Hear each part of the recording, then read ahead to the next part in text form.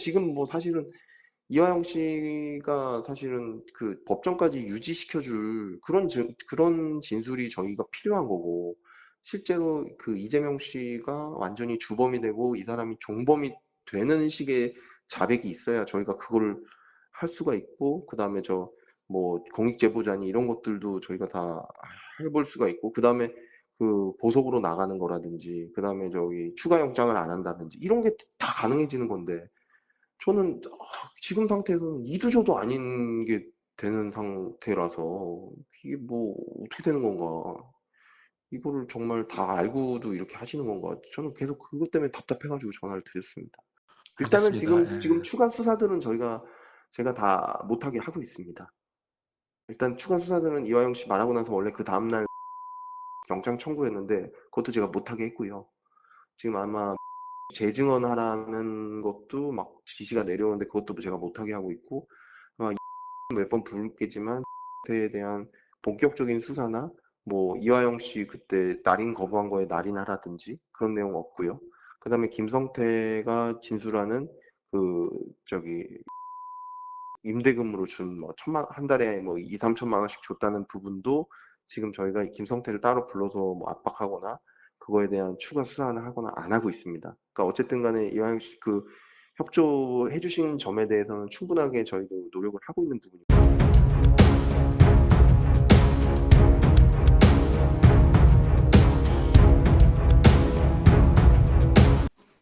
네.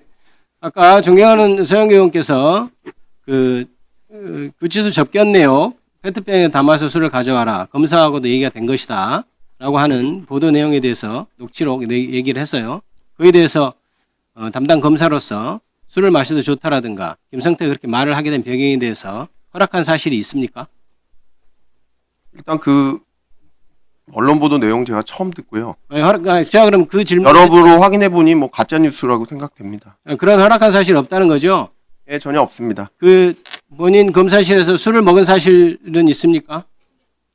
없다고 수차례 말씀드렸습니다. 예, 잠깐 들어가십시오. 잠깐 멈춰 주십시오. 이화영 증인 앞으로 나오세요.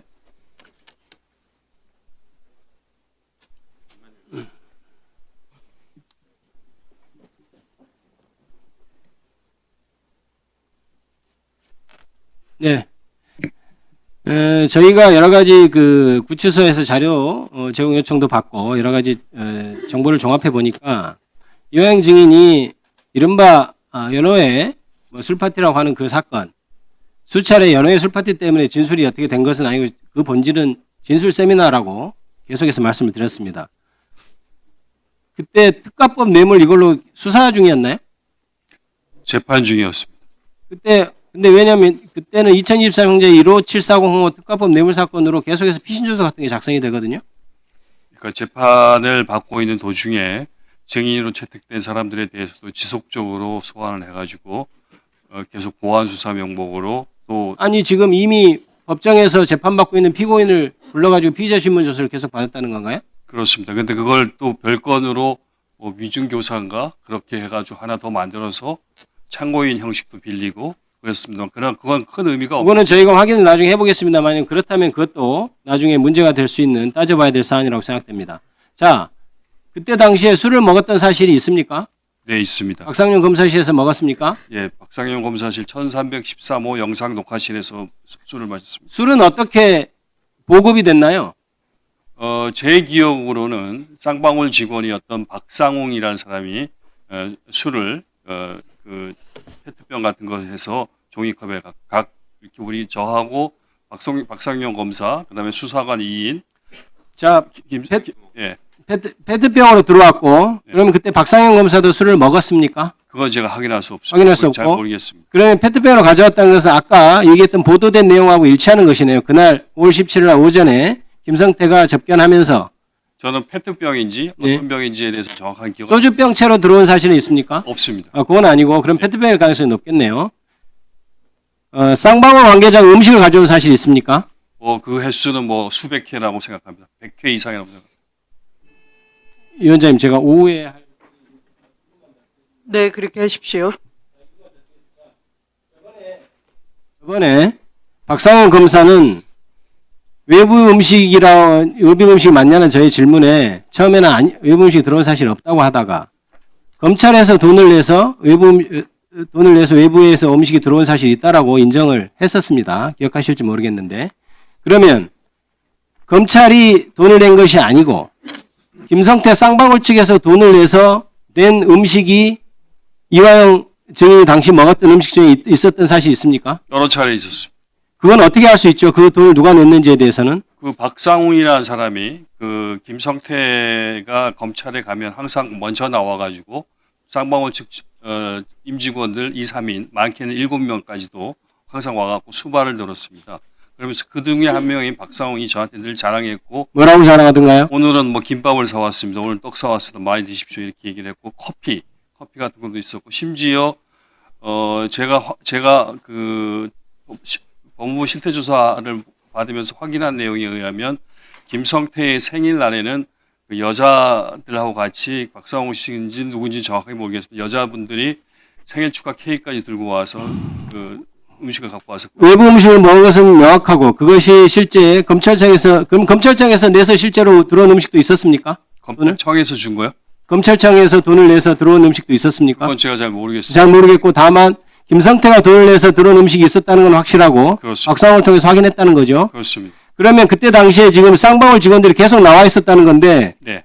그 김성태가 출장할 때마다 쌍방울 직원이 나와 있었습니까? 항상 나와 있었고 우리가 출정돼서 나가면 미리 와갖고 다 준비를 했었고 1313호실 앞에 있는 창고라는 공간에 여러 가지 다과를 준비해갖고 우리들은 먹고 같이 얘기하자고 했습니다.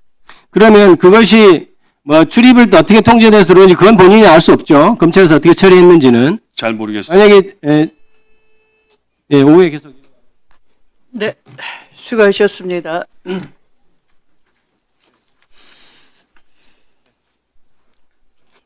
PPT 준비가 됐는지 모르겠는데 법무장관님 네.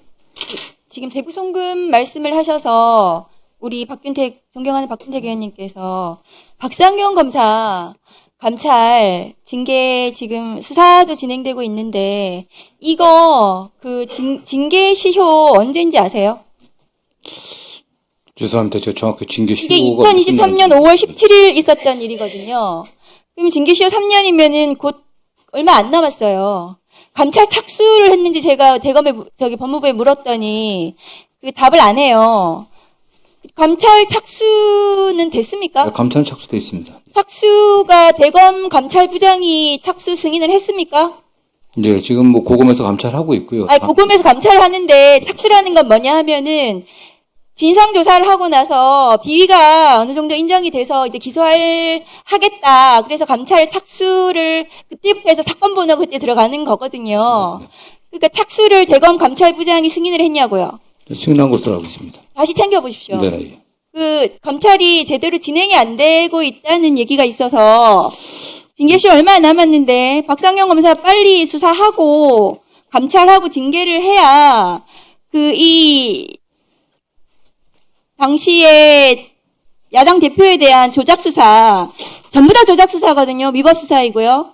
그 수사가 전말이 밝혀질 겁니다. 이렇게 해 가야 되거든요. 근데 빨리 감찰하고 해야 된다고 생각을 하고요. 네, 의원님 다만 이게 저도 지금 취임 이후에 굉장히 관심을 갖고 보고 있는데 검찰 자체 조사만 너무 한계가 상당히 있다는 생각을 우선 많이 하고 있습니다. 그래서 이게 맞습니다. 외부에 의한 어떤 위원회를 만들든지 거기에서 필요합니다. 어떤 진상조사를 구성해서 해야 이게 밝혀지지 않겠나 이런 고민도 사실 좀 하고 있습니다. 네. 윤석열 정권 하에 그 야당 대표를 포함한 네, 전반적인 조작 네. 위법 그 정치 수사들이 있습니다.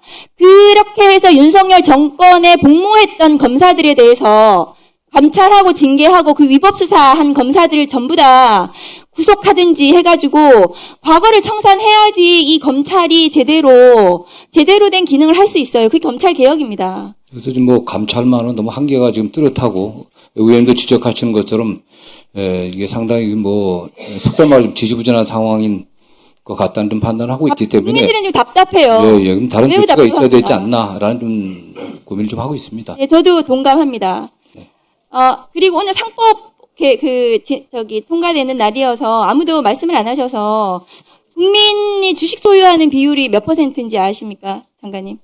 죄송합니다. 한 28% 네. 정도 되거든요. 오늘 장중 코스피 5,900을 네. 돌파를 했습니다. 밸류업이 차근차근 진행이 되고 있고, 그래서 오늘 배당 가능한 주주 그 회사의 이익으로 사들인 자사주 소각 의무를 규정하는 상법 개정안이 지금 법사위를 통과하게 되었습니다. 이 자사주가 주주이익으로 환원하는데 가장 문제가 고질적인 코리아 디스카운트 병폐였습니다. 그래서 지금 미국하고 비교를 해보시면 미국보다 우리나라가 3분의 1이나 저평가되어 있다. 그리고 이런 고질적인 문제를 바로잡는 게 오늘 상법 개정안의 핵심이다. 이런 내용이거든요. 그래서 이 개정으로 아마 주당 순수익이 6에서 10% 상승할 거다. 이런 분석 기사도 있습니다. 그래서 이 코스피 밸류업은 우리 국민의 노후를 책임지고 민생을 살리는 굉장히 중요한 지렛대가 될 것이다. 이 상법이 지금 법무부에서 이 통과가 되면은 아마 법무부에서 주무부서로서 이것이 제대로 시행이 될 수 있도록, 법이 제대로 시행이 될 수 있도록 주무부처 장관으로서 관심과 이 노력을 부탁을 드린다는 말씀을 드립니다. 네, 하여튼 뭐 또 철저히 또 준비하고 또 신속하게 또 시장에 또 작용할 수 있도록 노력하도록 하겠습니다. 네. 네, 그리고 화면 좀 올려주세요.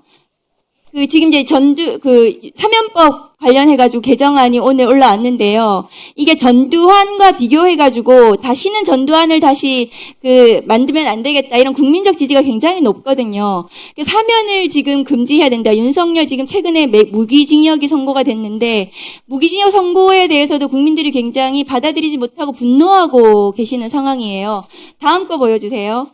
그런데 지금 법무부에서 최근에 지금 존경하는 추미애 법사위원장님께서 의원실에서 지금 올라온 그 기사입니다. 이게 윤석열 가림막을 두고 변호인 접견을 저렇게 했다고 합니다. 지금 서울구치소에서요. 네. 지금 확인을 해보셨습니까? 그래서 제가 이 보도를 보고서 즉시 어떤 특혜 논란 되지 않도록 조치하도록 지시를 했습니다. 네. 이 부분에 대해서 명확하게 윤석열에게 특혜가 시행되지 않도록 계속해서 관심을 가지고 이제 좀 당국을 지금 한번 해주세요. 네, 그렇게 하고 있습니다. 네. 이상입니다. 네, 나경원 의원님.